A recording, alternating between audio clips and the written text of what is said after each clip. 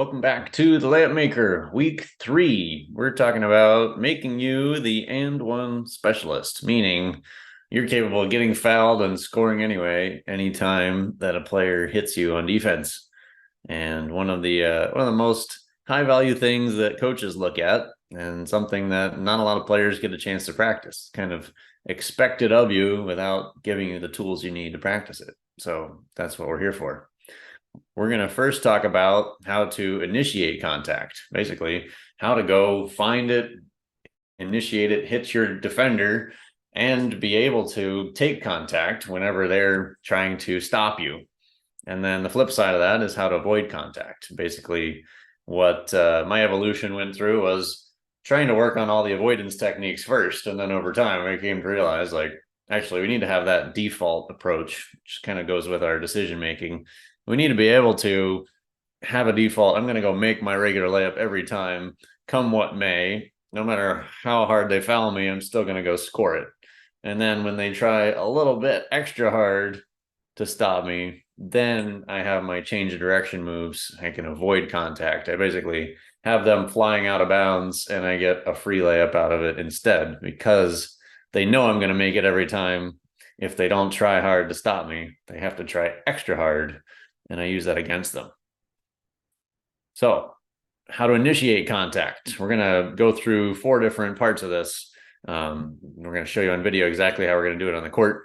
Basically, 3 different points that a defender could bump you on your way to the basket or make contact with you. So first one is at the dribble. If you watch really good NBA and college players, they're very excellent at this. There's a defender coming in to like close the gap with them right as they're taking their last dribble, and they'll kind of lean shoulder and hip into them as they dribble, bump that defender off, and they get space to continue to the basket without that defender having a chance to really recover and catch up.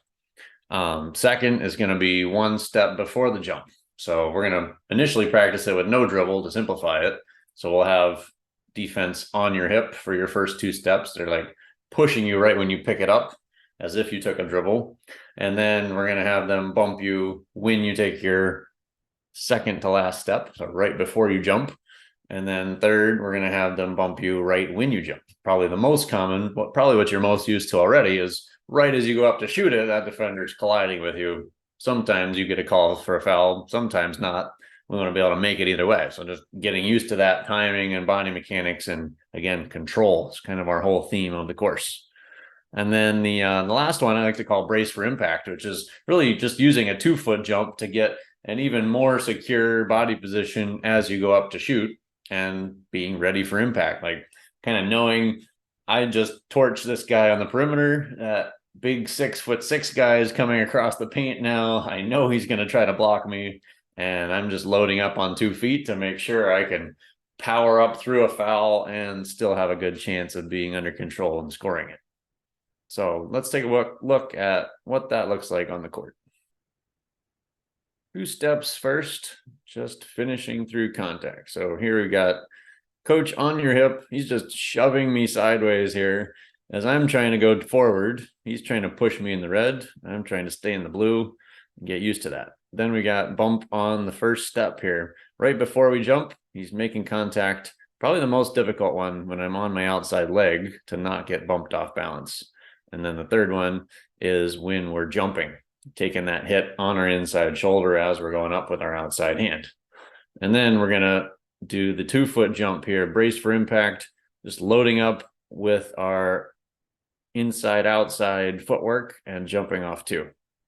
And then we're going to progress to some variability here, where the coach might hit us at any of those 3 steps. He's going to hit us when we jump. He's going to hit us on step 2 before we jump. And he might even hit us right at the dribble. Just trying to get used to that, knowing contact's coming, and we can take it whenever they come to find us. We're ready for it.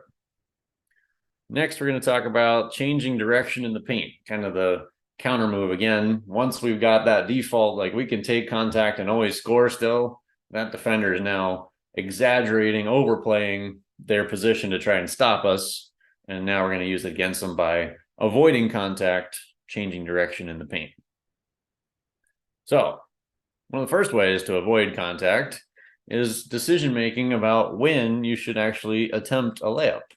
I'm a big fan of trying to improve shooting percentage in general by taking good quality shots, right? So I often refer to this as the coin toss effect. When you're going straight up, let's say worst case scenario, fairly common scenario because this go straight up has kind of taken over all of basketball. Everybody knows the term and yells it at their player all the time. So you probably hear it a lot.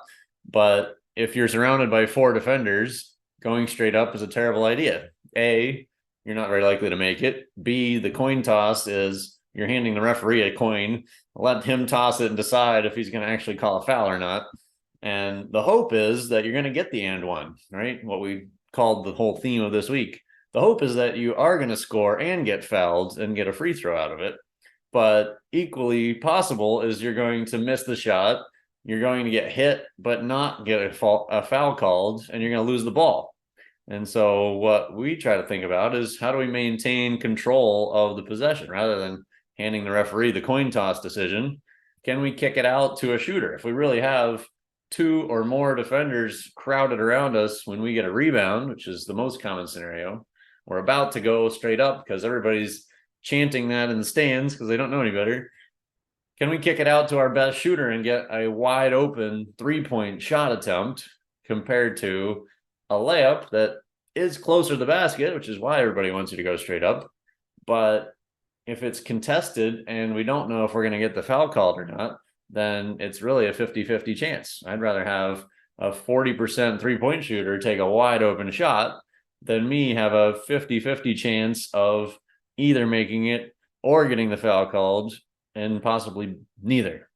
And so that's how we start to think about decision making around contact. And same could happen just on a drive. Like I attack, and for whatever reason, maybe because I always score my layups because I'm a layup maker, the defense just collapses. I got 4 people on me, and instead of going straight up through and over all of them, I'm often better off finding the best pass I can to a teammate. Secondly, we're going to talk about reading cues. And my whole decision-making framework is based around the idea of 2 moves in a cue. So we have a default which says finish straight forward, and a counter move that says change direction. And the cue here is looking at our defender's hips. So if they're sliding along the side of us, we could probably keep going straight forward and have a good chance. If their hips turn to run across our path, we're going to change direction to get behind their back. What we started talking about last week with our introduction to the Euro step. Same thing applies here. We're just going to look at it in a little bit different framework and really apply more change direction moves to go with that same decision point. So finding free space is the goal. If our defender has their hips turned sideways across our path, free space equals get behind their back by going sideways. And so that decision goes with any technique. So we're going to go through a front crossover, kind of a push across where we change speed and direction a little bit. We can do a wrap behind the back dribble. We can do a spin move, and we can do our Euro step. All of those go with really the same decision point, recognizing that defender is overplaying their position and using a change of direction to get free space behind their back. So let's take a look at how we're going to break that down on the court. First off is the push out dribble, showing the slow motion breakdown here. We're going to be coming in with a dribble, kind of pausing like a hesitation on our right foot, and then pushing across or wrapping around to go ahead of our left foot. The spin move, very similar. Here's behind the back in the other direction, front crossover the other direction. Spin move is just timing that second dribble, in this case, with our inside foot so we can spin off of it. So we're going to do this from both sides of the basket. We'll probably show you the whole skill and then break it down as we're doing here, just to get the timing precise and get the movement to work. And then we're going to progress to doing this with a coach defending you so that you can actually start making that binary decision between finish straight forward, maybe through contact, or change direction, avoid contact when they overplay it.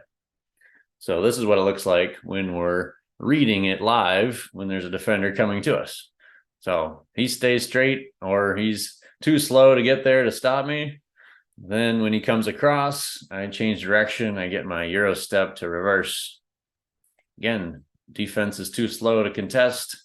They're not going to be able to get there versus they step across my path and I change direction. Right. And just having all these tools in your arsenal allows you to kind of make lemonade, which we're going to talk about a little bit next week. Try to make best play possible out of what the defense gives you. And again, starting from that framework of having the default be, I am totally comfortable and under control to finish through contact. If they come and hit me late, if they come too hard and too early, I know how to change direction and take advantage of them. Really puts your defender in a really tough position where they can't stop you no matter what you do, because you are capable of finishing either way. So summarize week 3, the and one specialist. Simple 2 topics this week.